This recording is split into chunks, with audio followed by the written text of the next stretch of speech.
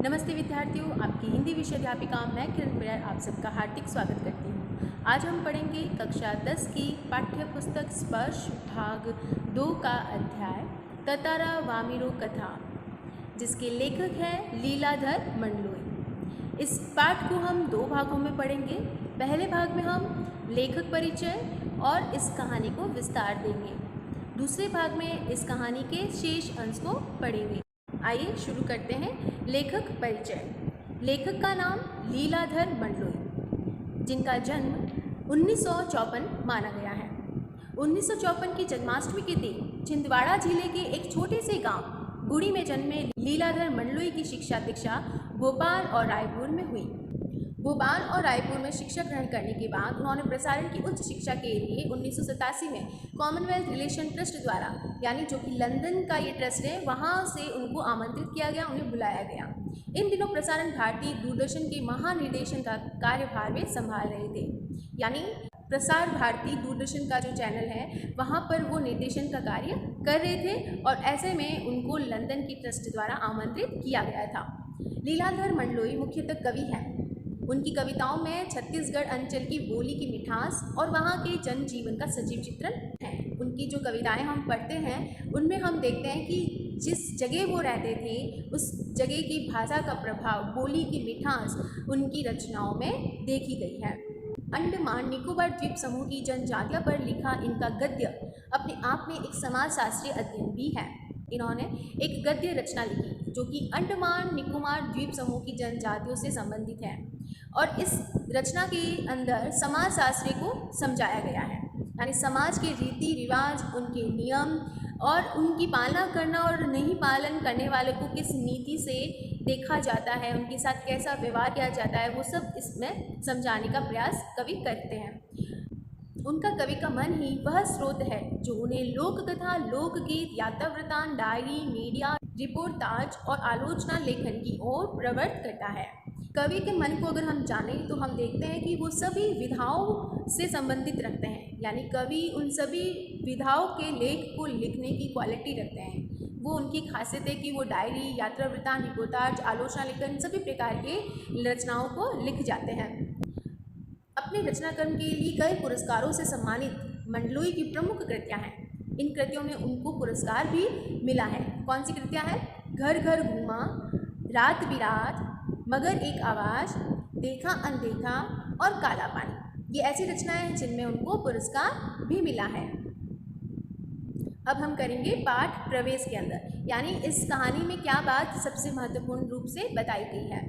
जो सभ्यता जितनी पुरानी है उसके बारे में उतने ही ज़्यादा किस्से कहानियाँ भी सुनने को मिलती हैं। किसी ज़रूरी नहीं कि सचमुच उस रूप में घटित हुए हो जिस रूप में हमें सुनने या पढ़ने को मिलते हैं, यानी जो रचनाएं, जो कहानियाँ हम सुनते हुए आते हैं या पढ़ते हुए आते हैं तो ये आवश्यक नहीं है कि वो उसी रूप में घटी हुई हो। इतना ज़रूर है कि इन किस्सों में कोई ना कोई संदेश या सीख निहित होती हैं, यानी उन कहानियों से हमें कुछ न कुछ सीखने को मिलता है, कोई ना कोई मैसेज, कोई ना कोई संदेश वो हमें दी जाती है, जिससे हम अपने जीवन में उस सीख का पालन करें और अपने समय में आने वाली समस्याओं से बच सकें।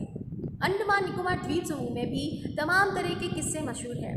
एक ऐसी जगह है जिसका नाम बताया है अंडमान निकोबार, आपने नाम तो सुना ही होगा। ये एक द्वीप समूह है और इस समूह में जो जनजातियाँ रहती हैं उस समाज के बारे में ये कहानी है। वहाँ पर बहुत सारे किस्से हुआ करते थे, तो लीलाधर मंडलोई जी ने भी उनमें से कुछ किस्से इसमें लिखे हैं। प्रस्तुत पाठ जिसका शीर्षक है ततारा वामिरो कथा, यह कहानी, यह कथा इस द्वीप समूह के एक छोटे से द्वीप पर केंद्रित है। उक्त द्वीप में विद्वेष गहरी जड़ी जमा चुका था। उस विद्वेष को जड़ मूल से उखाड़ने के लिए एक युगल को आत्म बलिदान देना पड़ा था। उसी युगल के बलिदान की कथा यहाँ बयान की गई है। इस कहानी को जब हम पढ़ेंगे तो हम देखेंगे कि इस कहानी में एक नौजवान युगल के बारे में बताया है जिन्होंने इस समाज के लिए, अपने प्रेम के लिए आत्म बलिदान दिया। प्रेम सबको जोड़ता है और घृणा दूरी बढ़ाती है। इससे भला कौन इनकार कर सकता है। इसलिए जो समाज के लिए अपने प्रेम का, अपने जीवन तक का बलिदान करता है, समाज उसे न केवल याद रखता है बल्कि उसके बलिदान को व्यर्थ नहीं जाने देता।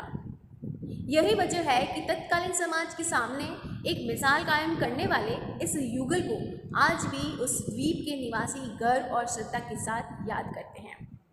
यानी इसमें बताया गया है कि ये जो कथा है वो दो युगल प्रेमियों की कथा है। एक का नाम है ततारा और दूसरी का नाम है वामीरो। ये दोनों एक दूसरे से प्रेम करते हैं, लेकिन समाज उनके खिलाफ है, उनका विरोध करता है, क्योंकि दोनों ही अलग अलग गांव के रहने वाले हैं। इसीलिए प्रथा ये है कि जिस गांव का व्यक्ति है वो उसी गांव की व्यक्ति से या युवती से विवाह करेगा, यानी दूसरे किसी गांव के लोगों से विवाह वो नहीं मानते हैं। अब देखना ये होगा कि कैसे वो अपने प्रेम को बनाए रखते हैं और समाज के लिए अपना आत्म बलिदान करके अपनी एक मिसाल छोड़ जाते हैं। आइए शुरू करते हैं इस कथा को।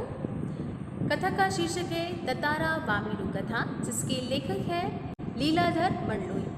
अंडमान द्वीप समूह का अंतिम दक्षिणी द्वीप है लिटिल अंडमान। यह पोर्ट ब्लेयर से लगभग 100 किलोमीटर दूर स्थित है। इसके बाद निकोबार द्वीप समूह की श्रृंखला आरंभ हो जाती है। श्रृंखला का अर्थ है क्रम या कड़ी, जो निकोबारी जनजाति की आदिम संस्कृति के केंद्र है। निकोबार द्वीप समूह का पहला प्रमुख द्वीप है कार निकोबार, जो लिटिल अंडमान से 96 किलोमीटर दूर है। निकोबारियों का विश्वास है कि प्राचीन काल में ये दोनों द्वीप एक ही थे। इनके विभक्त होने की एक लोक प्रथा है जो आज भी दोहराई जाती है। लोक कथा यानी जन समाज में प्रचलित कहानी। सदियों पूर्व जब लिटिल अंडमान और कार निकोबार आपस में जुड़े हुए थे, तब वहाँ एक सुंदर सा गांव था। पास में एक सुंदर और शक्तिशाली युवक रहा करता था। उसका नाम था ततारा। निकोबारी उसे बेहद प्रेम करते थे। ततारा एक नेक और मददगार व्यक्ति था, सदैव दूसरों की सहायता के लिए तत्पर रहता था। अपने गांव वालों को ही नहीं अपितु समूचे द्वीपवासियों की सेवा करना अपना परम कर्तव्य समझता था। उसके इस त्याग की वजह से वह चर्चित था।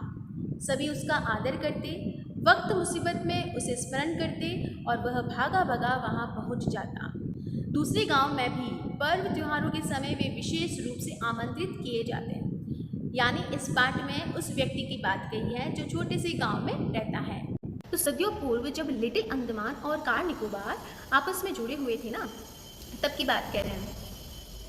उसका व्यक्तित्व तो आकर्षक था ही, साथ ही आत्म स्वभाव की वजह से लोग उसके करीब रहना चाहते थे। जैसा उसका स्वभाव था, आत्म मतलब उसमें अपनत्व था, अपनेपन की भावना थी। ठीक है।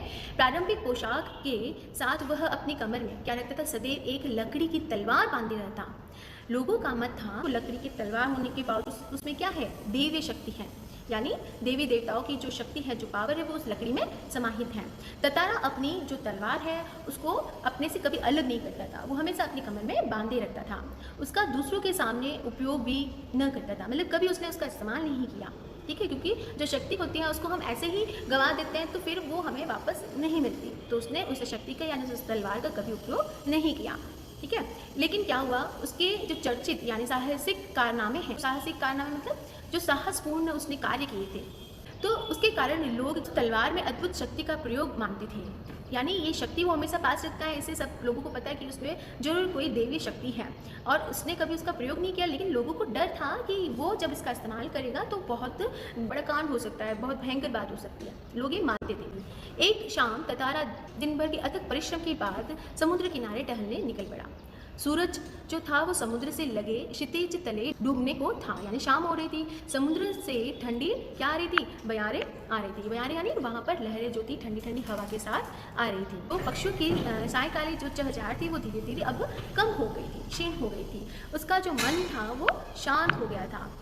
विचार मग्न ततारा समुद्री बालू यानी रेत पर बैठकर सूरज की अंतिम रंग बिरंगी किरणों को समुद्र पर निहारने लगा, देखने लगा, टकटक की तरह से उसे अवलोकन करने लगा। तभी वहीं पास से उसे मधुर गीत गूंजता हुआ सुनाई दिया।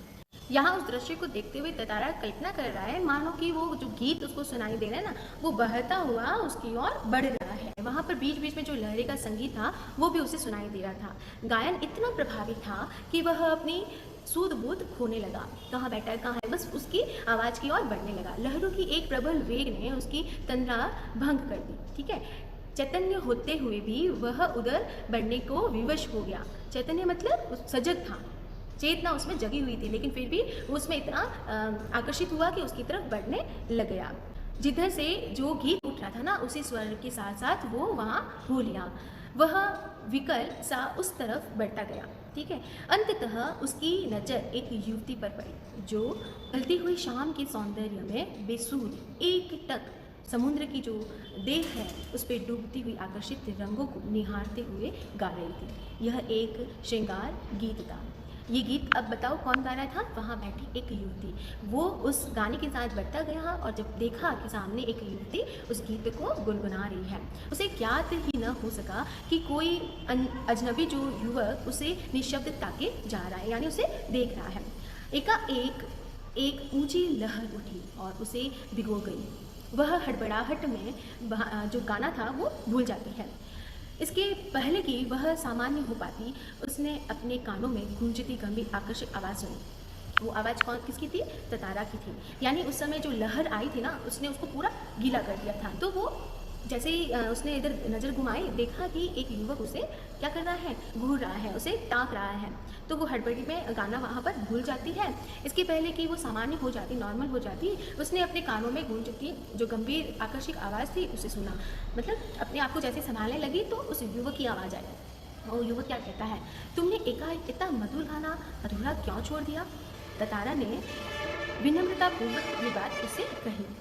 अपने सामने एक सुंदर युवक को देखकर वह विस्मित हो जाती है, घबरा जाती है। उसके भीतर किसी कोमल भावना का संचार हुआ, किंतु अपने को संभालते हुए उसने बेरुखी से उसके साथ जवाब दिया। वामिरो कहती है, पहले बताओ तुम कौन हो? इस तरह मुझे घूरने और इस असंगत प्रश्न का कारण?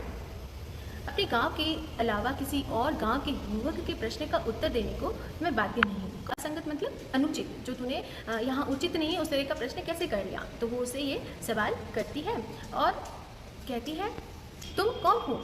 लपाती गांव में तुम्हें कभी देखा नहीं। यानी कहने का मतलब वो युवती किस गांव की है? लपाती गांव की। ठीक है।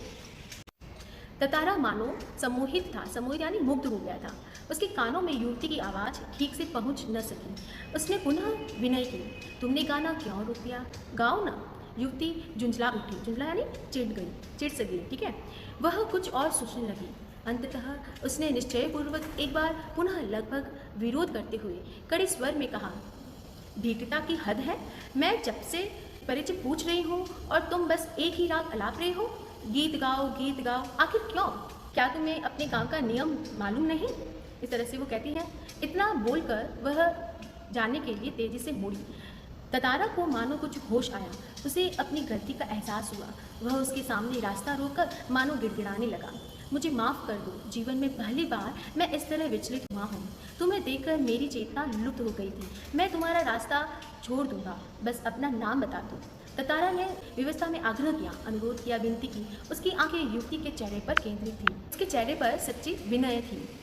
इतना बोलकर जब वो जाती है ना, तो उस समय वो उसको रोकता है। उसे बस कैसे भी करके संपर्क बनाना चाहता है। वामीरो, एक रस घोलती आवाज़ उसके कानों में पहुंची। वामीरो, वामीरो, वाह कितना सुंदर नाम है। कल भी आओगी ना यहाँ? ततारा ने याचना भरे स्वर में कहा। नहीं, शायद कभी नहीं। वामीरो ने अन्य मनस्कृता पूर्वक का अर्थ हुआ जिसका चित्त कहीं और चला गया। अन्य यानी कहीं और, चित्त यानी मन, तो खिसकता हुआ किसी दूसरी जगह चला जाता है। यानी वो अपनी सूझ बूझ खो बैठता है, उसका मन में बार बार उसी का विचार आता है। तो इस प्रकार से वामीरो इस रूप से उसे कहता है और झटके से लपाती की तरफ बेसूध सी दौड़ पड़ जाती है। लपाती जहाँ की वो रहने वाली, उस तरफ से वो बेसूध होती हुई वहाँ पर लौट जाती है। पीछे ततारा जो था वो वाक्य मतलब ततारा के जो वाक्य थे, जो उसकी ध्वनि थी, जो आवाज़ थी, वो गूंज रही थी। वामीरो, मेरा नाम ततारा है। कल मैं इसी चट्टान पर प्रतीक्षा करूँगा, तुम्हारी बाट चूँगा, जरूर आना। वामीरो रुकी नहीं, भागती ही गई। ततारा उसे जाते हुए निहारता रहा। वामीरो घर पहुंचकर भीतर ही भीतर कुछ बेचैन महसूस करने लगी। उसके भीतर ततारा से मुक्त होने की एक झूठी सी छटपटाहट थी। एक जलाट में उसने दरवाज़ा बंद किया और मन को किसी और दिशा में ले जाने का प्रयास किया। बार बार ततारा का याचना भरा चेहरा उसकी आंखों में तैर जाता, यानी उसे बार बार उस ततारा की चेहरे की छवि उसके सामने आ जाती। उसने ततारा के बारे में कई कहानियाँ सुन रखी थी। उसकी कल्पना में वह एक अद्भुत साहसी युवक था, किंतु वही ततारा उसके सम्मुख एक अलग रूप में आया, सुंदर, बलिष्ठ, किंतु बेहद शांत, सभ्य और भोला। ये उस ततारा की छवि है, उसके व्यक्तित्व है। उसका व्यक्तित्व कदाचित वैसा ही था जैसा वह अपने जीवन साथी के बारे में सोच रही थी, किंतु एक दूसरे काम के युवक के साथ यह संबंध परंपरा के विरुद्ध था। अतएव उसने उसे भूल जाना ही श्रेयस्कर समझा, किंतु यह असंभव जान पड़ा। ततारा बार बार उसकी आंखों के सामने था। निर्निमेष, निर्निमेष का अर्थ होता है जिसके पलक न झपकी जाए, बिना पलक झपकाए। याचना यानी कि निर्निमेष याचना की तरह प्रतीक्षा में डूबा रहा। जब वो वहाँ से निकली ना, तो ततारा उसे बोला था कि मैं उस चट्टान में तुम्हारी प्रतीक्षा करूँगा। तो इस प्रकार से वो टकटकी लगाए उसकी प्रतीक्षा में बिना पलके झपकाए इसकी इंतजार में डूबा रहा। तो बच्चों, ये था इस कथा का पहला भाग। अब हम पढ़ेंगे अगला भाग, जिसमें हम इस कथा के शेष अंश को पढ़ेंगे। इस पाठ में जब आप पढ़ते हो तो उसमें से वाक्य जो आपको ग्रामर का यानी हिंदी व्याकरण का जो अंश आपको सिखाया था, वाक्य रचना, उसमें से आप अंडरलाइन करते जाइए जैसे जैसे आप पढ़ते हो, जिसमें संयुक्त वाक्य और मिश्रित वाक्य और सरल वाक्य कौन से हैं, जैसे आपको नज़र आते हैं उन वाक्य को आप रेखांकित कर सकते हैं। और दूसरी बात, इसमें से जो मुहावरे आए उन्हें आप छांट कर अलग लिख सकते हैं। ये आपका खोजपूर्ण कार्य रहेगा। इससे आपको समझ आएगी जब हम लेखन कार्य करते हैं तो किस प्रकार से अपनी भाषा को आकर्षक और प्रभावशाली बना सकते हैं। तो ऐसे ही लेखक ने विभिन्न व्याकरणिक बिंदुओं को ध्यान में रखा है। तो आपको क्या करना है, इस अध्याय को ध्यानपूर्वक पढ़ना है और शब्दों को अपनी अभ्यास पुस्तिका में लिखना है, शब्दों के अर्थ को, ठीक है। और पढ़ते समय ध्यान रखना है कि जो आप पंक्ति पढ़ते हो उसमें कौन सा वाक्य है। अगर आपको सरल वाक्य लगे तो वहाँ आप लिख देंगे सरल वाक्य। अगर आपको लगे कि ये वाक्य संयुक्त है, इस तरह से आपको क्या होगा, वाक्य की पहचान करना आएगा, जो कि व्याकरण का एक अलग से टॉपिक आपके पाठ्यक्रम में सम्मिलित है। उम्मीद है बच्चों आपको ये कहानी आपको अच्छे से समझ आई होगी। इसके साथ ही आपको दूसरा अंश भी समझ लेना है। तो उसके लिए हम फिर मिलते हैं अगले भाग में। तब तक खुश रहें, स्वस्थ रहें, मस्त रहें। धन्यवाद।